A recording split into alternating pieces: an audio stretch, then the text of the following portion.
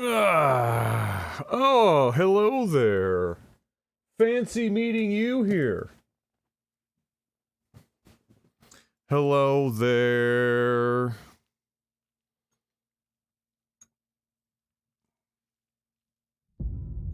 All about that pasta primavera life right now. Salty about the lack of chicken in here. Girls are doing shrimp. I can't do shrimp, so I'm just eating straight vegetables and pasta. The dream.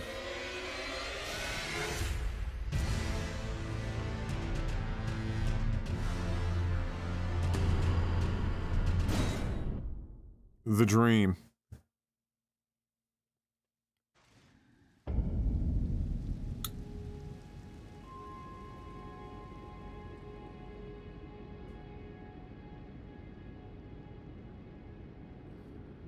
Mmm.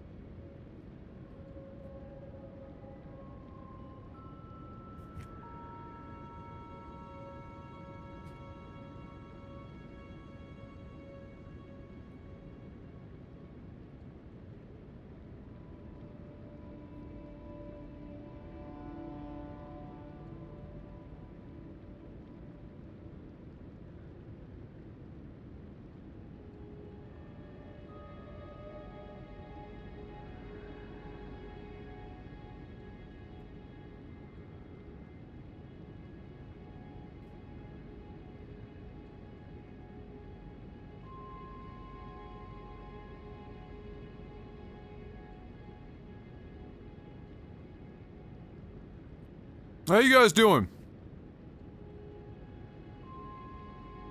Oh, it's the first food of the day. My god, it's 2 o'clock in the afternoon. Oh, my soul. My body was ready.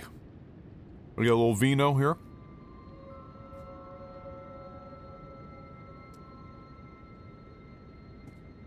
Oh, that's wonderful. That's juice. That's juice. That's not wine, that's juice. Holy cow, you'd get fucked off that pretty quick. Oh my god. You wouldn't know what you were drinking. Wowzers.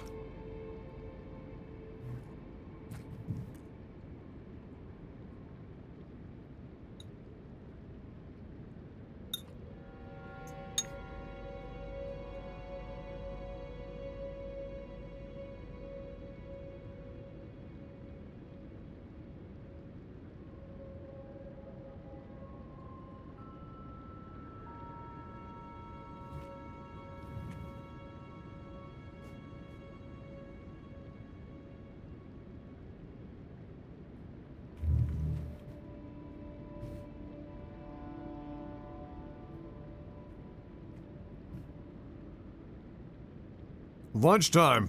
This is a lunch-breakfast combo. Em has a friend of hers, her good friend, over for lunch, and so she wanted to make something fancy, so she made some lunch for them, and we quickly went out, we got out of bed, quickly went out to get the remainder of what we needed for that lunch to happen, and got back and was at Mum's for a bit. Finally home, finally eating.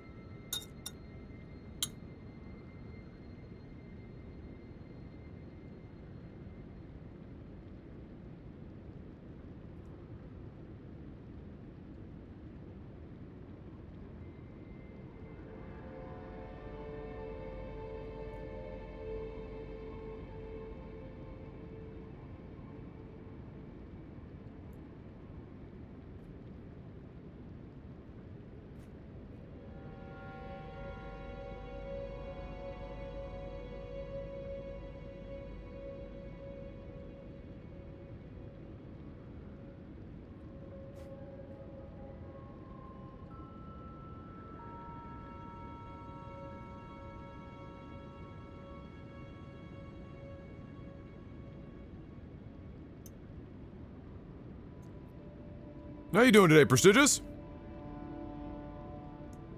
Oh my god. I almost waited too long to eat. I'm gonna end up just wanting to be in like full, like my body's in full-blown eat everything in the room mode.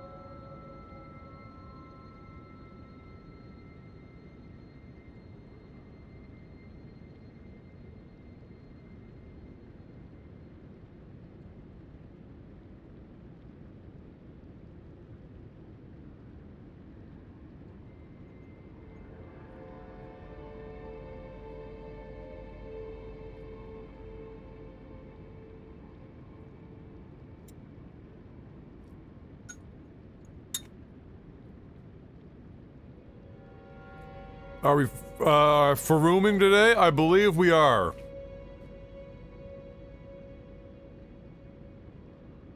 I can no longer think of NPCs that I have run into that we haven't wrapped up loose ends on. I didn't want to be told about NPCs I haven't run into yet, unless it was connected to an NPC that I was trying to figure out. And so...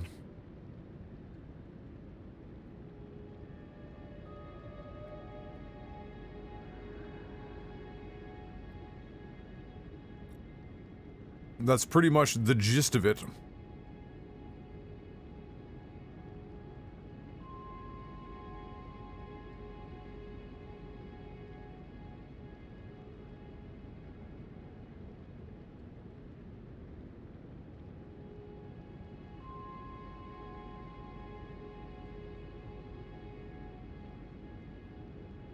Oh, Sky Oblivion putting out more screenshots?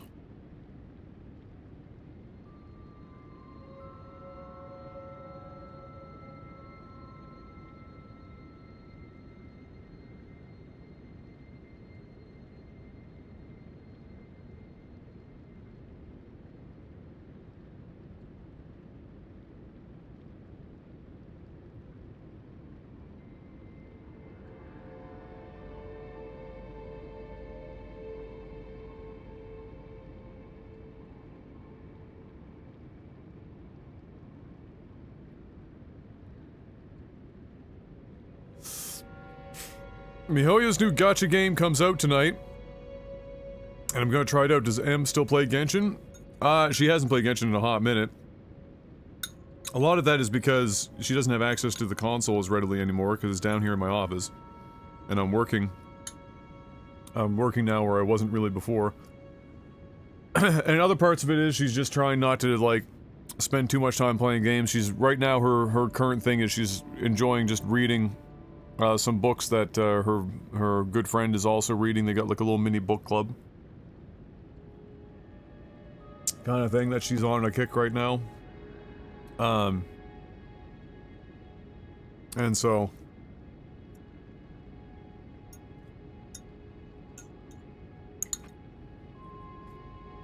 she hasn't been into it.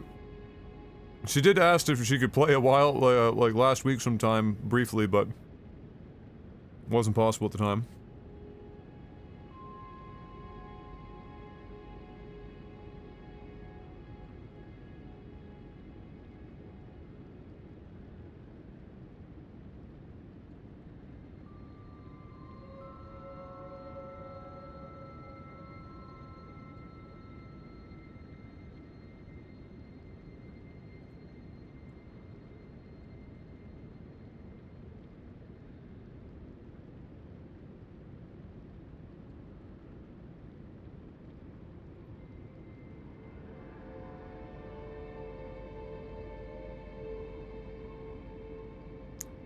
What's the new game they're releasing? I probably know the name of it, I'm just not thinking of it right now.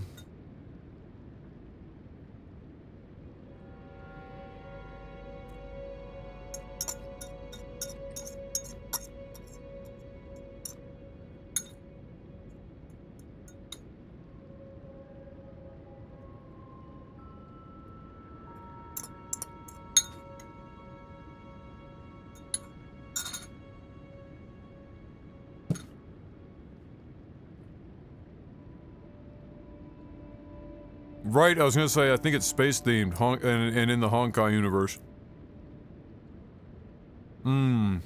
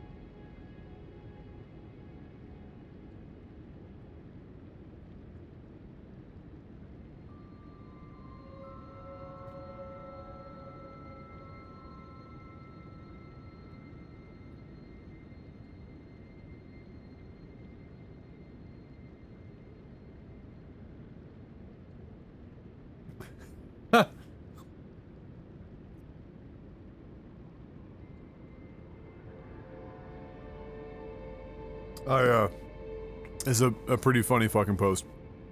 I'll read it here in a second. Genshin itself was a fun time, minus the gacha, so I'm sure it will be decent and fun for a while at least. I'll always give them credit where credit is due, in that the gacha aspect of Genshin, you know, while it plays to the idea that, you know, somebody wants to not, you know, the FOMO part of a character design or something, if they really like the character, or, you know, oh, this character's gonna be so amazing and do so much damage. You could easily play Genshin Impact for free and not be gated in the story content whatsoever. And and get the majority of the good stuff, like, because Genshin's got some halfway decent story and characters now. And so you could just turn the game on, play it a little bit, have a little bit of fun, grind a little bit for, you know, your characters. And then new content comes up for story, play through the story, whatever. And like, and never spend a fucking cent. Or spend very little, like, remarkably little. And so I'll always give them credit for that, in that Genshin Impact was like what I would consider the genesis point for the true crossover of mobile gaming monetization into the space of consoles and computers. Because before that, it's been tried in various ways, and people like, none of it really worked. Genshin was the one that made it work, and made it work in a way that was probably as close to fair as you could possibly hope for a gacha system to be. And they're still making hundreds of millions of dollars a quarter.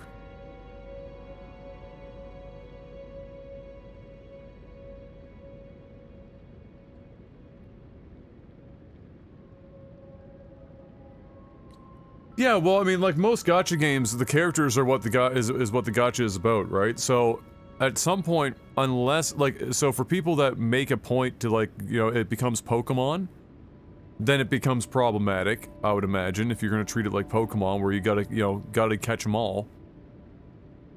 But if you're just playing the game and you have, you know, your characters that you get and you make them work, and you have a couple maybe that you really like, and you're just playing it for the story content, and you enjoy the combat enough to dip your toes in a couple times a week, then it's fine. There's no real fucking issues. If it's Pokemon, the only thing you're gonna catch is bankruptcy. That, or you have to no-life it. There are some people that haven't spent any money and have, like, fucking everything. But you like, the degeneracy levels, the amount of playtime and the efficiency charts are off the chart. Here's a great Reddit post coming hot and fresh off the presses by none other than Mecha Jesus, who I think we can all recognize is a very important religious figure in the community. There are really two main issues that make the new Twitter verification system a complete nightmare. The first is the user base. Very few normal users are willing to pay for a free social media site. Moreover, the main selling point of the service is to boost post visibility. The service inherently appeals only to people who both A, care extremely deeply about their posts being seen, and B, make posts that inherently are unappealing to other Twitter users, since people with appealing, interesting, funny, or not weird posts would be able to naturally grow an audience on the platform if they want to. So pretty much every single blue checkmark is a hyper-online weirdo who is deeply bad at posting despite being obsessed with Twitter metrics. The second is that verified replies get promoted to the top of every post. You have to scroll through all the blue check replies to get even the most popular non-blue check replies. This is true even for the blue check replies that have zero engagement, are completely off topic, or just straight up spam or scams. It is, but like Elon's Twitter purchase and handling are like almost exclusively Elon projection. The second is that verified replies get promoted to the top of every post. You have to scroll. Sorry, this is a repeat of the last paragraph. As a result, if you're looking for relevant discussion on a popular tweet, you have to first scroll past the thoughts of some of the most terminally online, inherently unlikable people on the planet. So normal users are constantly exposed to the most off-putting segments of the user base. It's like if Reddit incentivized every antisocial weirdo that posts as much to post as much as possible to get their money's worth, and then forced every user to sort by controversial.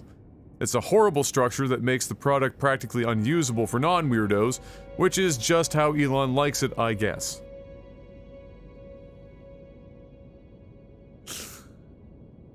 It's true.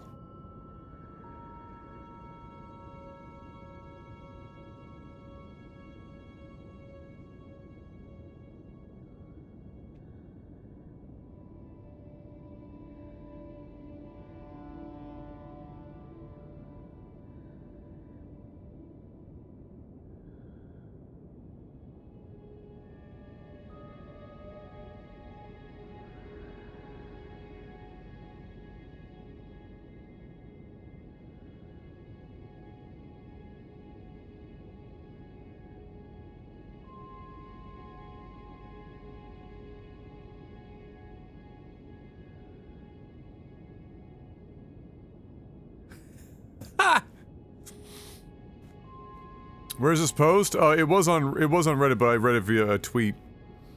Here's another great one. It said, "I found the moment! I found the moment! Transformers 2007's ending with the unironic Optimus Prime monologue about the promise of mankind as the camera pans to Shia LaBeouf and Megan Fox making out on the hood of an '07 Camaro as the sun sets, and What I've Done by Linkin Park fades in was when America peaked."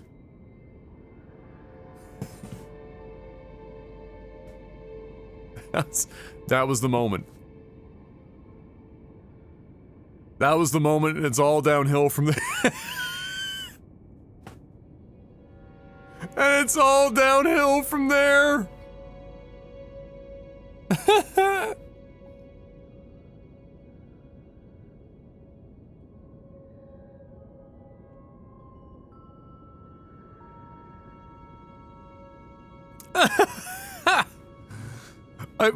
Yeah, some of it is definitely the timing where 2008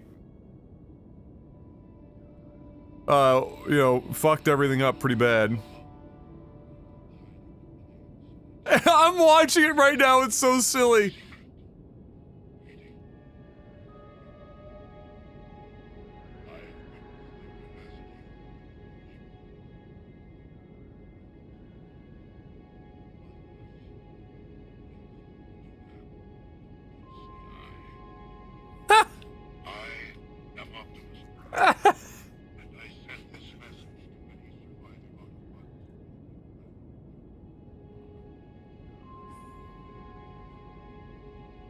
We are waiting.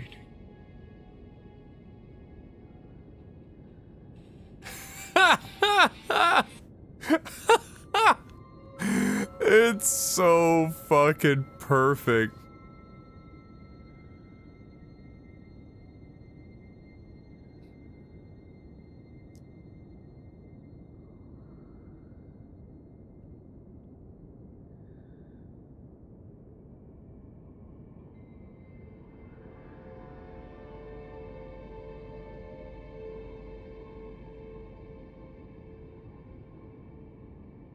Oh, somebody is submitting for our approval. I humbly disagree. America peaked somewhere between May 18th, 2001, which was the release of Shrek, and September 10th of 2001.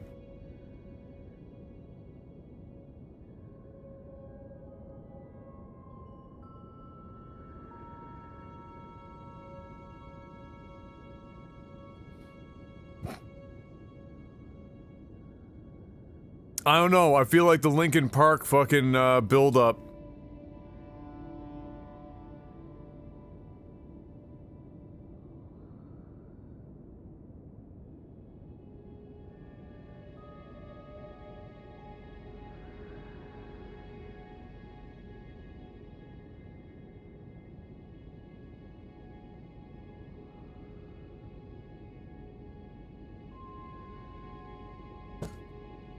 Alright. Watching documentaries on the 2008 collapse is entertaining as fuck. Bro, 2008 collapse was fucking nutty. You know, I was just in university. It was my second year, and it was such a wild shift, because I remember in my first year, there was a professor that said, congratulations, if you graduate relatively high in your class, you're all but guaranteed to be telling what you want your salary to be to your future employers. There has never been a better time to be in business. 9 months later, the same professors were like, I'm sorry, but even if you graduate at the top of your class, most of you are never going to have work.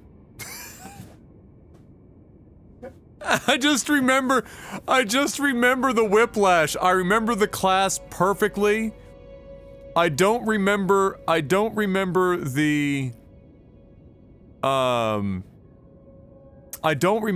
which professor it was now. It's one of those things where you can see them, but you can't see their face kind of a situation. I can see the room. It was a small room, it was an economics class, and it was one of my elective courses I had taken. There was only about 15 or 20 students in this class, which for universities is like a fucking tiny class, right? I just remember sitting there. I was on the left-hand side of the room at the bottom row, and I just remember them saying that, and it took me a minute to realize they weren't joking, and it was like sinking in, because, you know, I was at the age where, like, I'm aware of the world, I'm aware of what's happening, I can, you know, I've seen the news, you know, I get it, there's something going on, but you don't, like, you're not an adult that's lived through some, you know, some shit, you don't grasp the gravity of it yet. It's kind of like just some nebulous thing, like it's an idea, it's not a concrete, you know, happening, it's just a thought. And so when I just remember sitting there, and like it took a minute, and then it started to slowly, like over the course of the class, it started to just come together, and I was like, woof. Oh my lord. It's just wild. My first experience of a situation like that was 9/11. Yeah, well, I mean, clearly that was a situation, and I remember it very clearly because I remember Jeff and I skipped school one day, stayed home at his place, which is just a couple doors down from where I grew up, and had the TV on, and he was making French fries in the kitchen when the second plane, either when I can't remember now because it's been too long, if it was the second plane that hit the tower or the one that hit the Pentagon. And I just remember watching that. like live.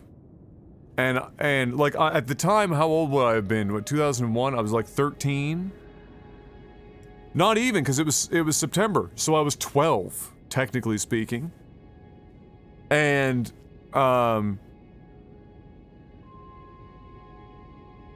man, that was wild. I like, so like at that age, like I'm getting it, I'm seeing it happen, but you know, I really don't think, no matter how hard I stretched it, I would stretch it, and even I was born an old man, I still don't think that it sunk in the same as it would if I was fucking 20 or 30 years old. Seeing that happen, I don't think that would have been quite the same experience, but like it was definitely like a it was definitely a surreal. Surreal is a really good word for it, for me. It was surreal. Because, like, think about it. Jeff's in, like, we know it happened, it was already happening or whatever the fuck. And Jeff is in the kitchen making french fries, and I sit down and we're watching this shit. And it's just in our neighboring country, in the most powerful nation on earth, and like what was considered to be untouchable. And when you're like 11 or 12 years old, it's like, these things, these ideas are even more potent because everything's like a superhuman, right? Like every adult's like a fucking superhuman. And so, you know, seeing all of this stuff happen and whatnot and unfold was just like, wow. Wow. And I know that it expedited in several people, in my age group, it expedited the depth in which we were engaged in politics and foreign policy, because it's all that it was, you know, it was all that anyone talked about. And I just remember distinctly in, what's this? Am I getting dessert delivered to the door? Is that a hot chocolate? No, tea. Oh, it's tea. Oh my soul, we're fancy, we're high society. Thanks, babe. Do something. No, you're safe. No, I never had the TV on yet. Thanks, babe. That was meat. Good job. Took forever to Take it out. No. What is it, the tea bag? Yeah. Oh yeah, definitely take the tea bag out of there. That was gonna be strong as hell. Be bouncing off the walls. They got this in it? I don't know, is it?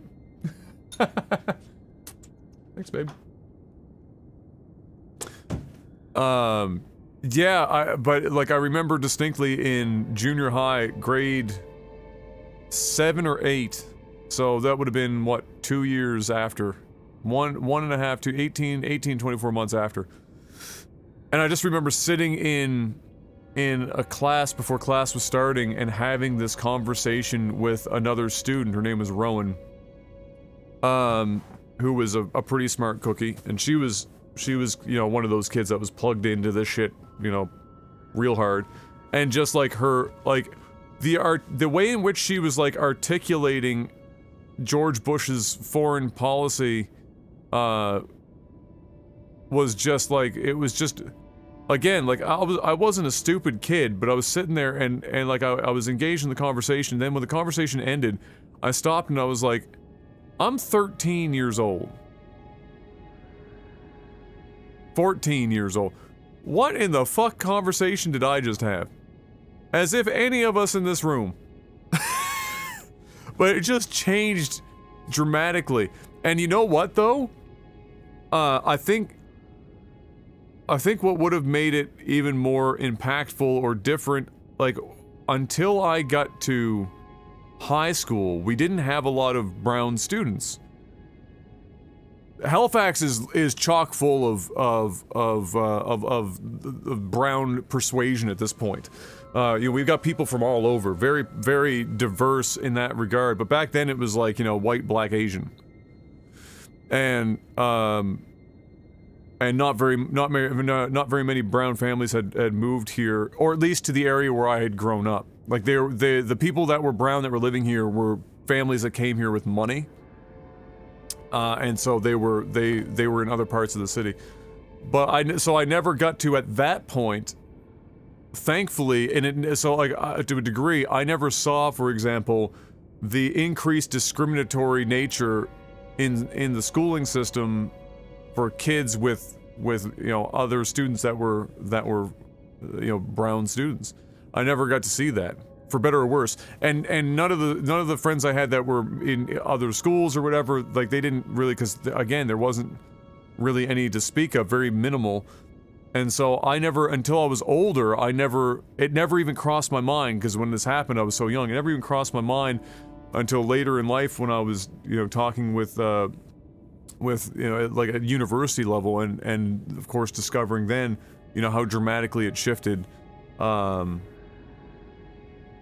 I think some of it too was like back then when I was younger, even out here in on the East Coast, in like a closer to rural situation, comparatively speaking, I saw, because I had friends that were that were not white, and I never really saw an enormous amount of racism, whether it was from administration or teachers, or I mean, we had black administration and stuff, so it was just didn't seem that common.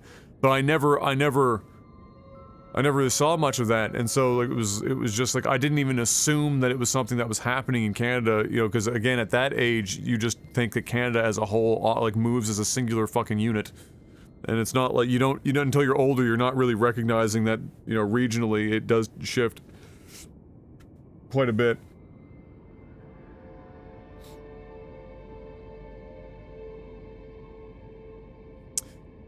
Even looking back now and seeing how people of the brown persuasion were treated in the US, I was thankful I didn't experience even a fraction of that here in Canada. So that's interesting. So, yeah, so that mimics a lot of what I heard. There were a couple in university that told me that it was definitely noticeable, a difference. People treated them differently. But I didn't personally hear, this doesn't mean it didn't happen, 100% almost guaranteed it happened. But I didn't personally end up ever hearing that it was, that it was as bad as you were hearing about it in the States, which I guess is understandable to some degree, since the event happened in the States, and shit was crazy hot in the States. Which I guess makes sense, because really since Pearl Harbor, there was never an attack on American ground, and so people were just immediately like, excuse me? This doesn't happen here, right?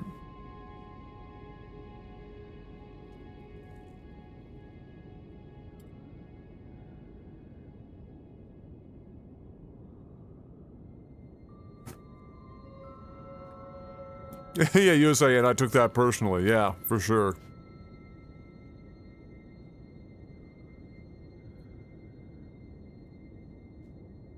And we saw like a second wave of that with COVID, right? Like, anyone that was Asian. Because North Americans, like the classic like stereotype is that so many North Americans couldn't tell the difference between a Korean and a Chinese person. Everyone that was Asian suddenly became Chinese. And whether they had literally, like, they could be third generation. They haven't even set foot in China. Didn't matter, just like fucking canvassed everything. It was bad. And that one was definitely like prevalent in ways that I heard about it immediately. And thankfully Marcel was even in where she was at the hospital with psych patients, rarely exposed to something like that. But that got bad too in early COVID. Was just, people were outright just beating Asian people in the streets. Which, if you think about it, doesn't make a hell of a lot of sense, because if your whole thing is like, oh, like all the Chinese people are like fucking, like, that's the COVID thing, then why would you want to get so close that you're beating somebody with? But like, that was just wild, man. People are fucking wild. It was kind of like the build-up we were talking about the other day, where people were pulling in and out of driveways and getting shot for it. Like, over the last 20, 30 years, it's like the general tension of the general populace has very clearly just fucking gone up. What up, Sergeant?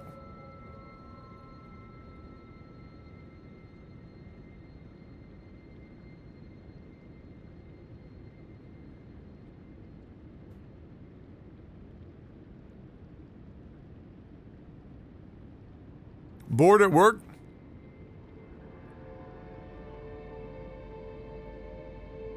Narrow minds paint with a broad brush. That's a good.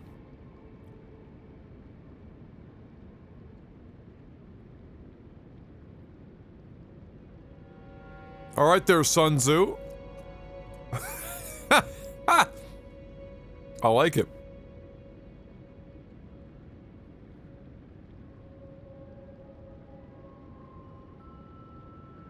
I wonder how much better a response to COVID would have been if 9/11 didn't happen, like if we didn't have the massive event to shift public sentiment to the view that as a country are under attack might have been. Well, the thing before, yeah, it was true, because foreign policy was always a thing, but it was never so central until 9/11 in the same ways that it was previous. It was always obviously a thing. There were previous issues, especially in the States, you know, the Cuban Missile Crisis and the fucking Cold War and Korean War and the fucking Vietnam War and but like in terms of the average citizen being locked in on it on such a consistent basis, post 9/11 was definitely that was the genesis of that. And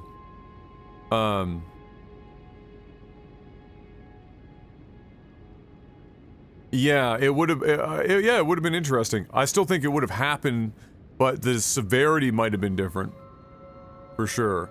But the whole, you know, I've always said that a lot of the problem is just the advent of the 24-hour news cycle, in that it forces the news to be more and more salacious and less accurate on average, in an attempt to keep up with their, you know, competition.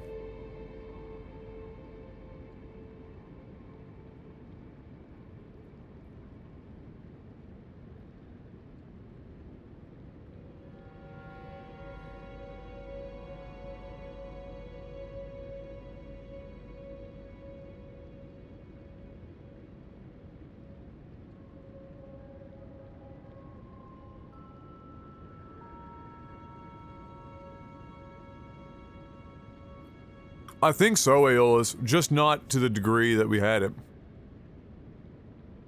Right?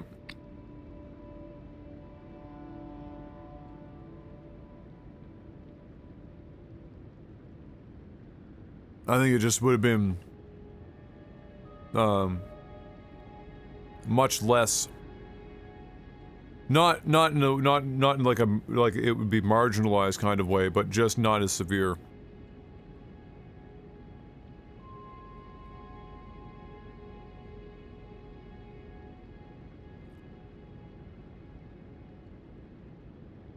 "24-hour news cycle feeds into people's needs for something." Man, there's probably an entire fucking degree that you could dedicate to just that alone. Or like an entire section of psychology and sociology. I would imagine it has a little something to do with a number of things, obviously. If I had to like pin it down to like a short list that's probably not all that accurate, I would say some of it is the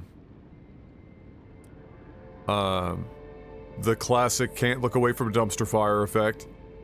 Some of it is schadenfreude, like or not necessarily in the sense of getting enjoyment from, but seeing somebody else worse off than you know, takes some of the load off your shoulders. I think some of it is that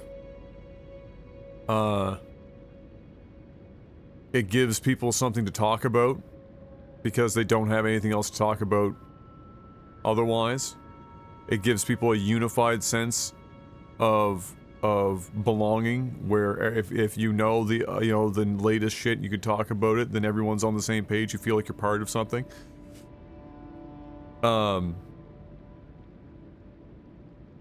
I think it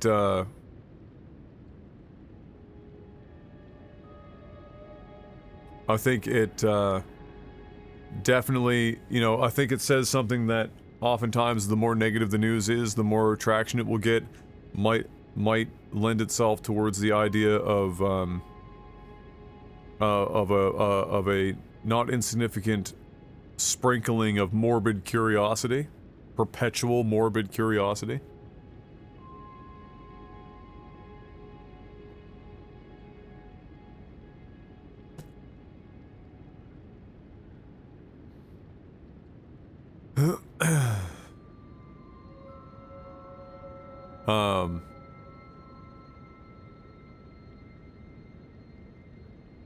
It's really not. Yeah, like the portion of the 24-hour news cycle that lends itself to actually properly informing people is like the smallest amount. It's like in order to make it happen, you had more and more talking heads, right? And you get to a point where you have so many talking heads because you need to fill time, and so it just becomes what happens when you give talking heads and time? It just becomes opinion pieces. And opinion pieces aren't news, they're opinions. And so and if you're trying to curb the idea that it's an opinion piece, then what do? Well, you have to be able to frame everything as an interview, even when it's just nothing but leading questions into an opinion piece. And so the whole idea of needing to be the first to everything, to get the eyeballs, to get the money, is a really hard problem to solve, because it basically just, it just proliferates the worst parts of news. How did this start anyway? Just here a few minutes ago. It had nothing to do with Tucker Carlson. Although that obviously would be part of this. All of this started with a tweet that I read that was a Reddit post about Elon's implementation of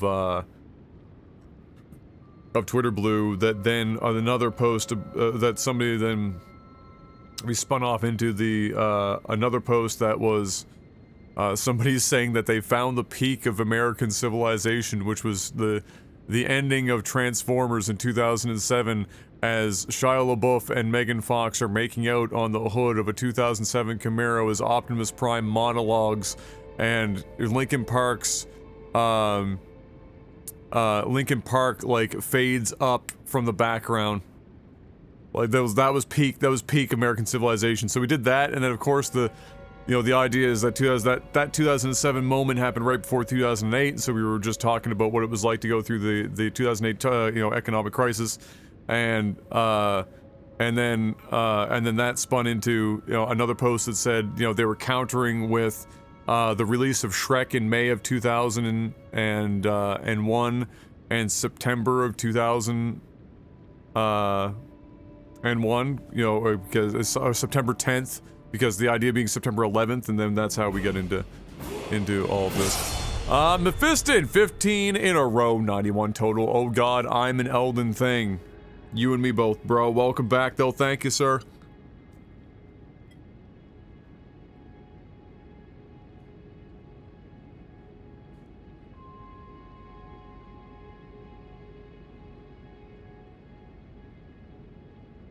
All that while I was eating. I waited so long to eat that now that I ate, I'm getting hit with like a fucking mini food coma. I didn't even eat that much.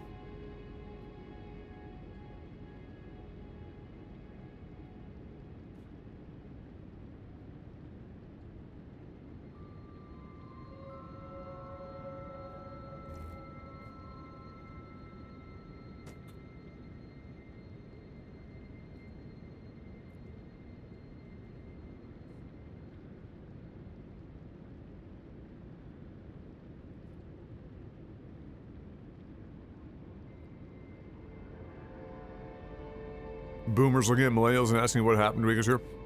An important caveat to that is that it's a very specific section of boomers, right? Not a single adult I've ever known in that boomer category has ever even whispered any of those platitudes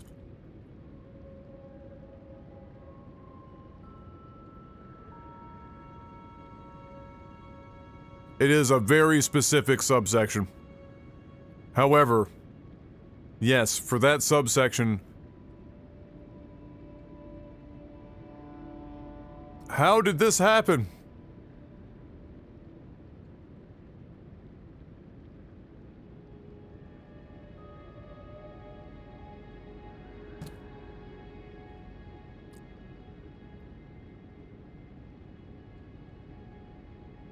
Yeah, the classic millennial participation trophy.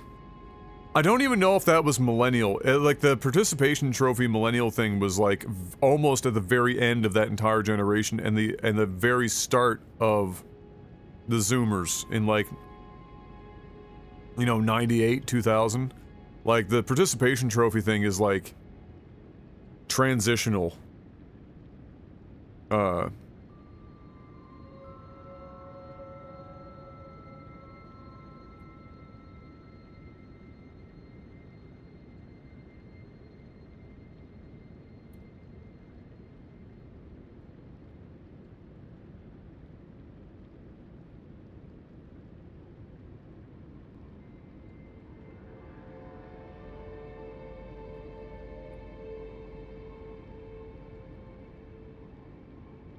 Well, I remember, this is a few months ago now, I retweeted something. I think it was the first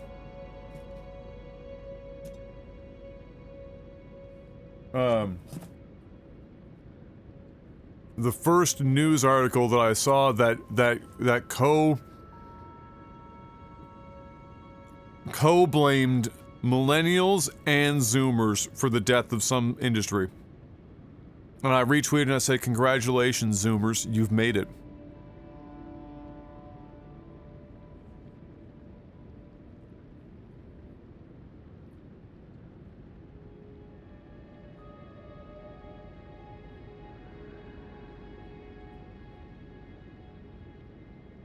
Yeah, a kid's immediate instinct, you know, is not to ask for a participation trophy.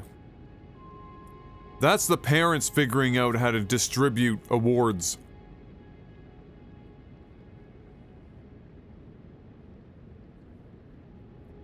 But it is funny to watch, like, until more recently where they're finally including Zoomers. Like, the older scale of millennials are in their, like, they're in, like, their early 40s now, for God's sake. Like, and they're still talking about millennials like they're some 22-year-old demographic that's just decided that the only industry that matters is avocado toast and fucking milk tea. Like, what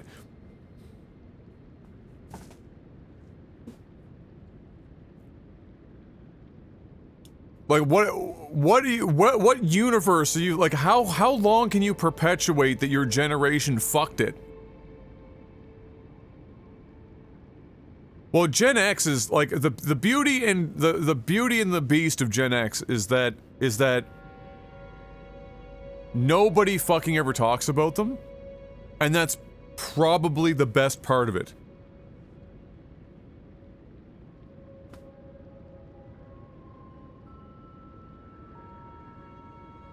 Like, imagine just being, like, everyone's like, oh, the generation that everyone forgot, like, give me that.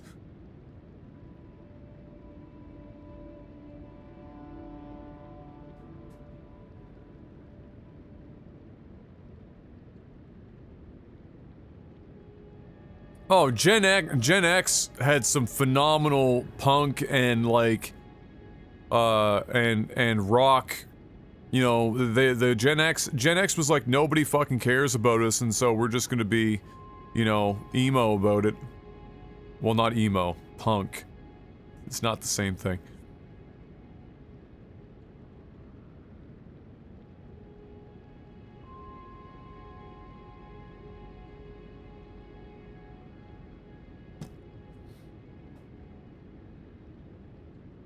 Yeah, one of the problems, of course, is that people are living so much longer, and so wealth is not transferring as frequently as it used to, and then you couple that with the fact that there's not been quite as many opportunities for the average person, for a number of fucking reasons that are very complicated, to generate their own net worth and wealth, earlier in life, and so you've got these people entering their late 30s and early 40s who've accumulated almost no actual net worth and are only, if they're lucky, coming out the other side of loans that they used in order to try and give themselves some sort of runway into the latter half of their life, and no transitional wealth to speak of. And so if that wealth transfer never happens, or happens only to a certain group of people, or in a shitty, you know, like a not efficient way, then that's going to be okay for one generation, but it means that Zoomers and Alphas are going to be fucking memed by like diminishing returns, because the unless it was at a wealth at a certain level of wealth in which you were able to, you know, protect it, all other levels of wealth will just kind of, you know, be siphoned to the point where transitional wealth just doesn't exist.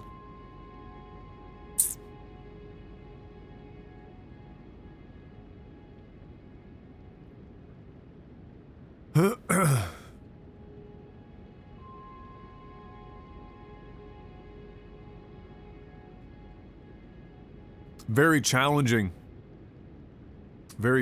thing to figure out. And I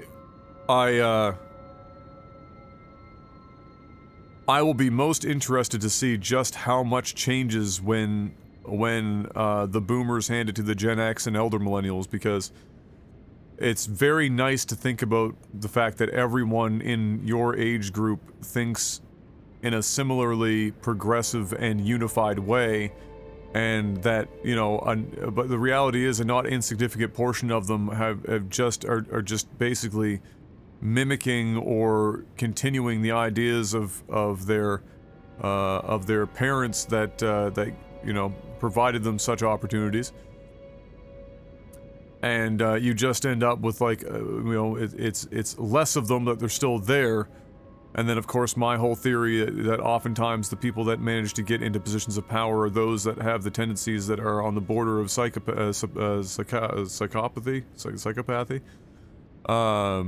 in that they have a diminished or lack of the ability to truly feel empathy, meaning that they can do anything and everything to get themselves into a position of power, whether it be a relatively small or meaningful position of power. And so, regardless of generation, though, if those are the people that are getting there, then it's more about the ratio of people that get there with those tendencies, with certain mindsets, versus those who do not. And we won't really know how that pans out until the time happens, and then how much the economic and other forces, clamping forces, changed the minds and personalities of many of the people that might have had good intentions up front, and those that survived the pressures, and, you know, as the meme goes, you know, turned into diamonds. Not everyone gets turned into diamonds. Some people just get crushed, and the people that are left behind as diamonds, you know, are they as the process of becoming a diamond changed them? These are the things that I think about in the shower.